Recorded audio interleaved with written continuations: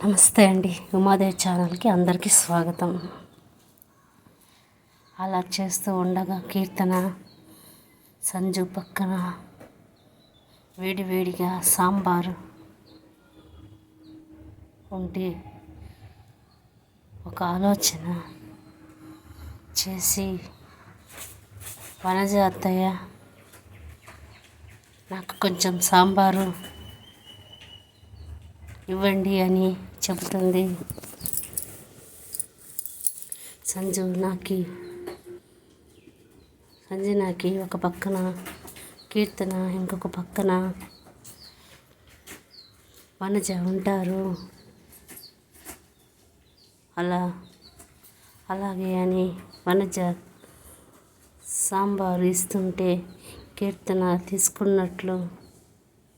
తీసుకొని సాంబార్ని కావాలని వదిలేస్తుంది. అంతే, సాంబార్ మొత్తం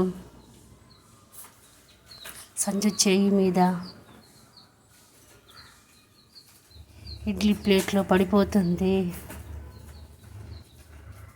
అలా సాంబారు పడడంగానే అమ్మ అంటూ గట్టిగా అరుస్తుంది సంజు. అరుపులు వనజ మాత్రం అయ్యో ఎంత పని జరిగింది అని బాధగా అంటూ ఉంటే, కీర్తన మాత్రమే అది నేను చూసుకోలేదు, ఏమి అనుకోకొని సింపుల్గా చెబుతుంది. అంతే, సంజయ్ కోపంగా పైకి లేవబోతుంటే అజయ్ తన కాళ్ళ మీద చెయ్యి వేసి వద్దన్నట్లు ఆపుతాడు. సంజయ్ నువ్వు ఉండు అన్నయ్య, కావాలని చేసింది అంటాడు. అది నాకు తెలుసు. కీర్తన మొహం చూస్తే ఎవరికైనా అర్థమైపోతుంది, కానీ ఇక్కడ బాగోదు. మనం దీని గురించి తర్వాత చూసుకుందాం. అది కాకుండా మళ్ళా అత్తయ్య కూడా బాధపడుతుంది అని నచ్చజెపుతాడు. సంజయ్ కూడా సరే అని గమ్ముని ఆగిపోతాడు. రాజేంద్రకి కంట్లో నీళ్లతో, నాన్న ఏమి జరిగింది అంట లేచి వెళ్ళిపోతాడు. ఎక్కువ కాలిపోయిందా అనేసి ఏడుస్తూ అడుగుతాడు.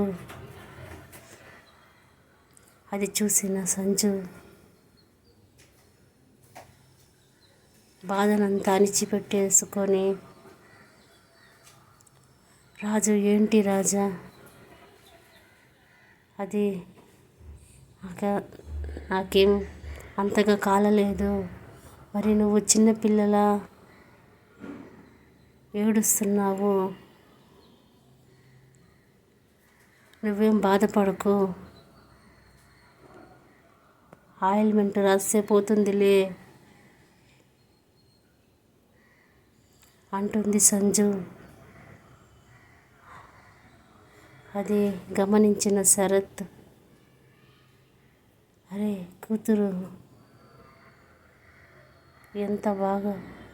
కూతుర్ని ఎంత బాగా చూసుకుంటాడా, రేపు ఈ అమ్మాయి మన ఇంటికి వస్తే ఈ అమ్మాయిని ఈ అమ్మాయికి ఏ కష్టము రాకుండా చాలా బాగా చూసుకోవాలి అని మనసులో అనుకొని,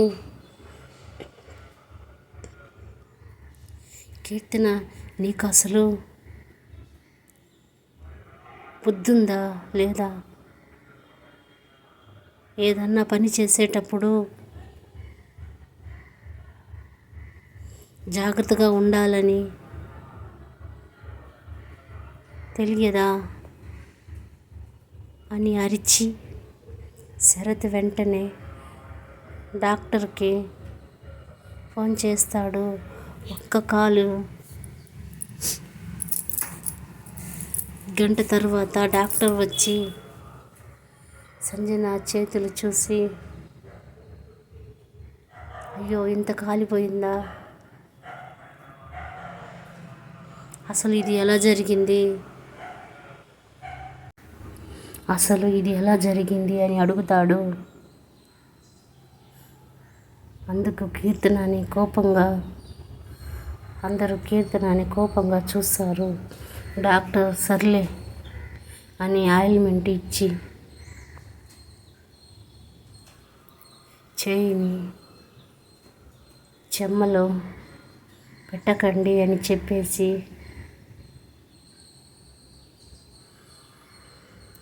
డాక్టర్ వెళ్ళిపోతాడు.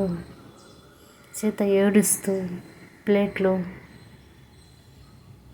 బ్రేక్ఫాస్ట్ పెట్టుకొని వచ్చి సంజుకి తినిపించడానికి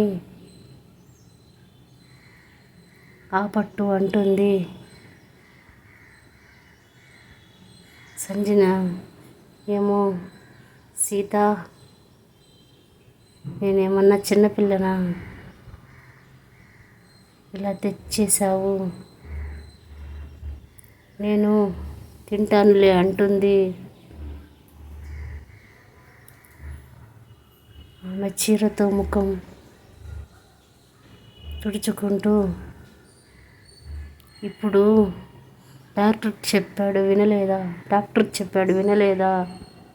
అంటుంది. డాక్టర్ ఏమి చెప్పాడు అంటుంది. సంజన ఏం చెప్పాడంటే, ఏంటి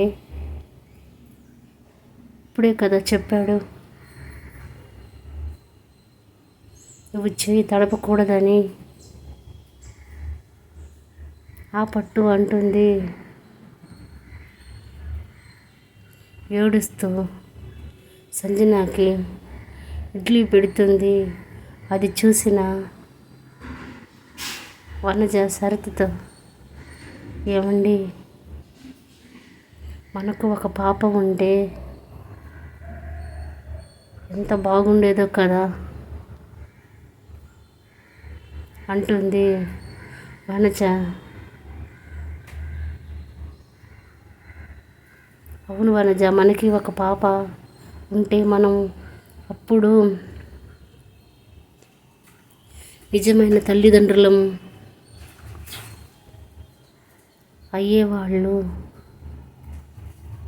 అయ్యేవాళ్ళం. రాజేంద్ర దంపతులు నిజంగా అదృష్టవంతులు అని, వాళ్ళకి 2 పాపలే అంటాడు శరత్. అది విన్న సావిత్రి, మా సంజు అంటే మా ఇంట్లో అందరికీ ప్రాణాలు బాబు, అందుకే అది అల్లరి చేసినా, అది గొడవ పడినా ప్రతిదీ మాకు ముద్దే. నీకొకటి తెలుసా, సంజుని ఇంతవరకు వాళ్ళ నాన్న పేరు పెట్టి పిలవనే లేదు.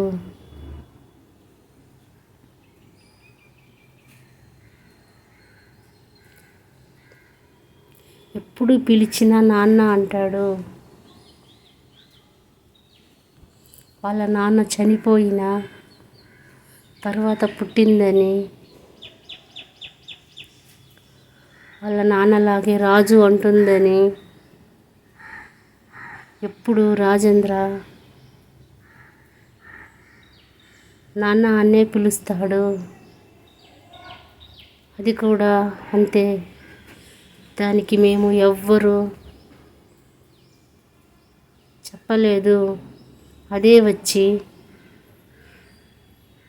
రాని మాటల నుంచి వాళ్ళ నాన్నని రాజు అని పిలుస్తుంది. ఆ పిలుపుకి నా కొడుకు ఎంతో మురిసిపోతాడు.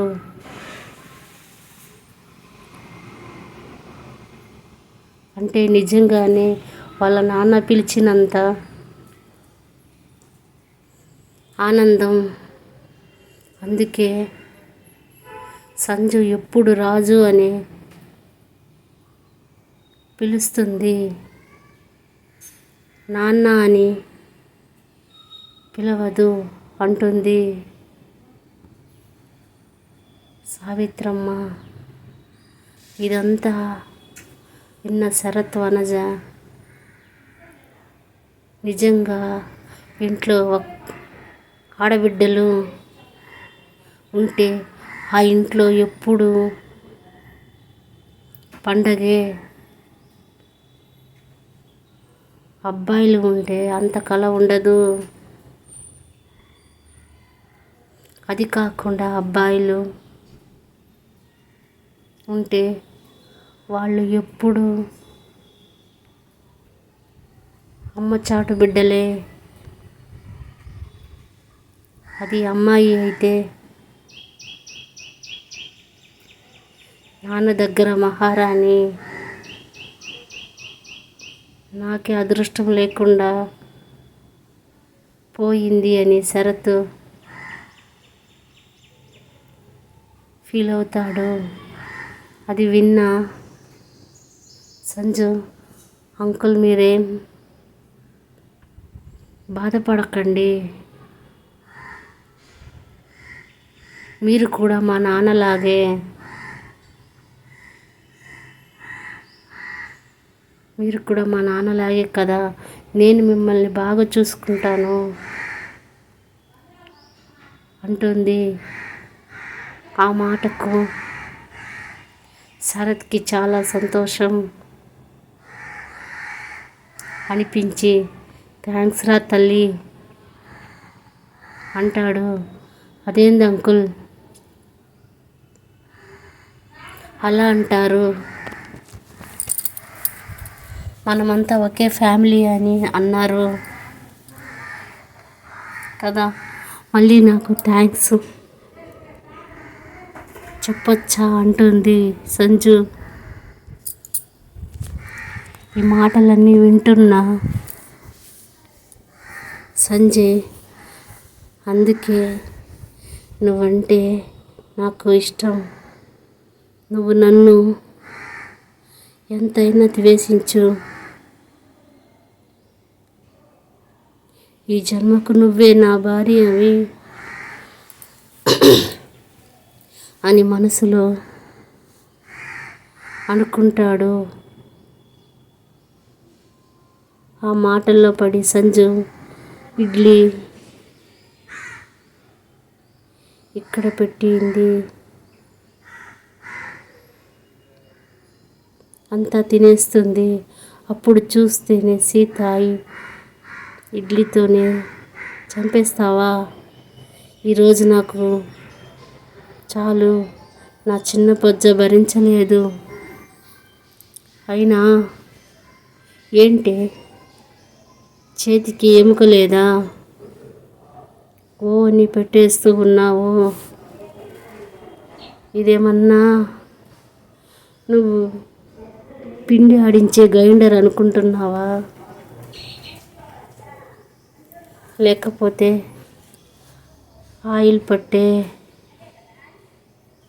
గానుగా అనుకుంటున్నావా, మిషన్ అనుకున్నావా, ఏమనుకొని సీత పెట్టేశావు. అమ్మో ఇంకా నా వల్ల కాదు, ఇంకా ఒక్క ముద్ద తిన్నా నేను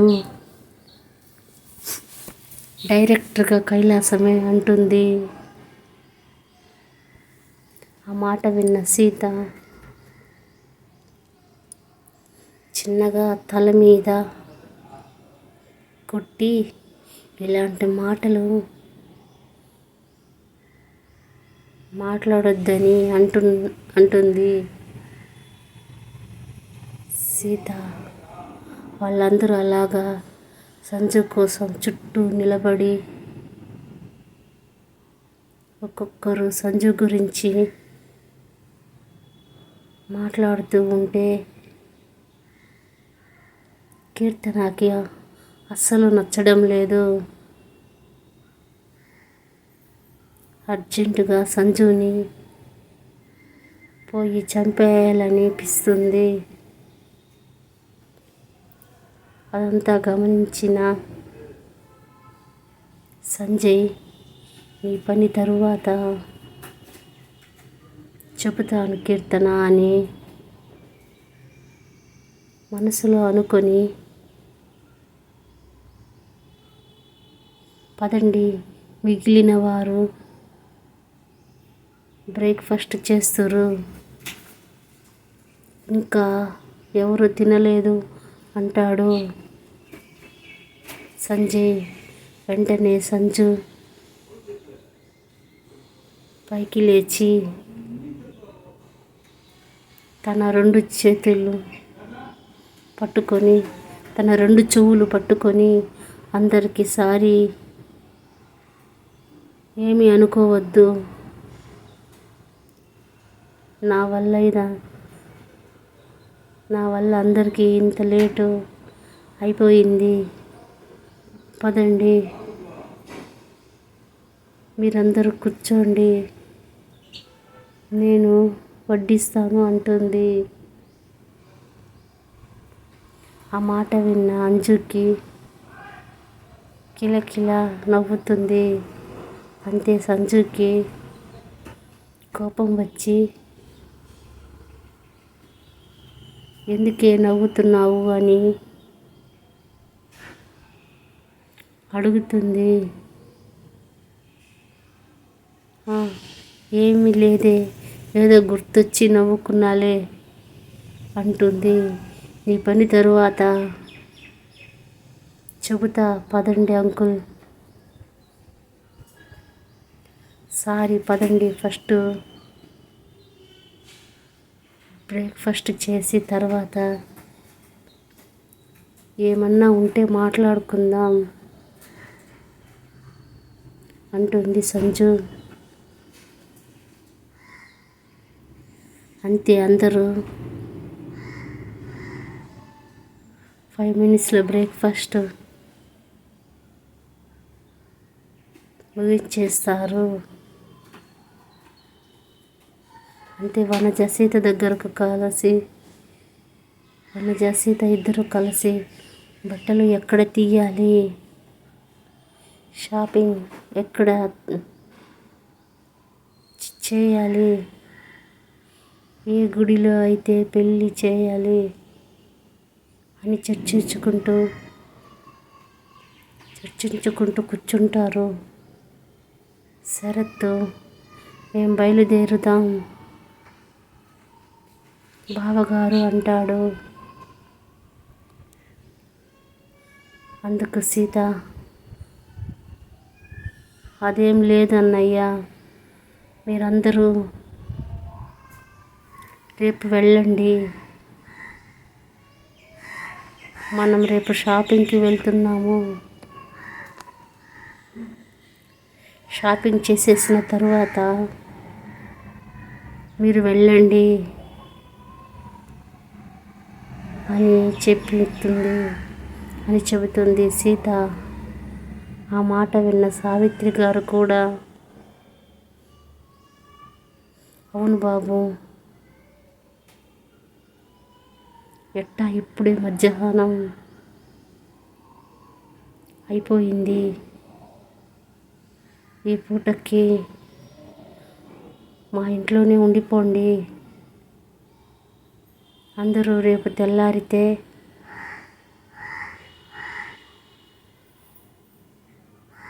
తయారయ్యి షాపింగ్ చేసుకోండి.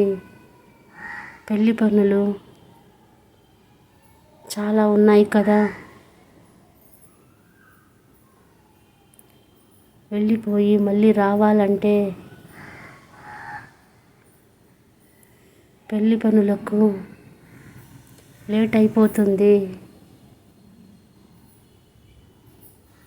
అది కాకుండా పెళ్ళికి ఎక్కువ రోజులు టైం లేదు అని అంటుంది సావిత్రమ్మ. ఆ మాటకు రాజేంద్ర కూడా అవును బావగారు, అందరూ ఇక్కడే ఉండిపోండి అంటాడు. వెంటనే గిరిధర్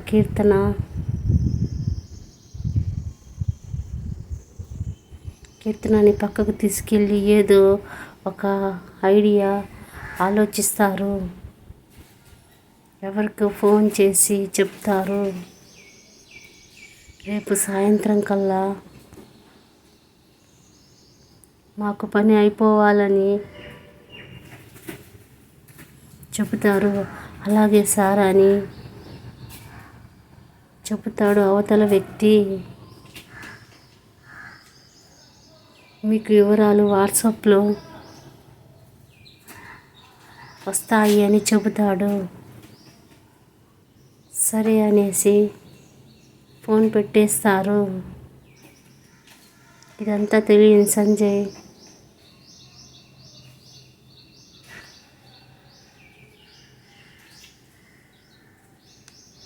మిత్రమా, కథ నచ్చితే ఒక లైక్ చేయండి, కామెంట్ చేయండి, షేర్ చేయండి, సబ్స్క్రైబ్ చేసుకోండి. గమ్ముని అలా మరిచి పోయి వెళ్ళకండి. సబ్స్క్రైబ్ చేస్తే మీకు ఒక్క రూపాయి కూడా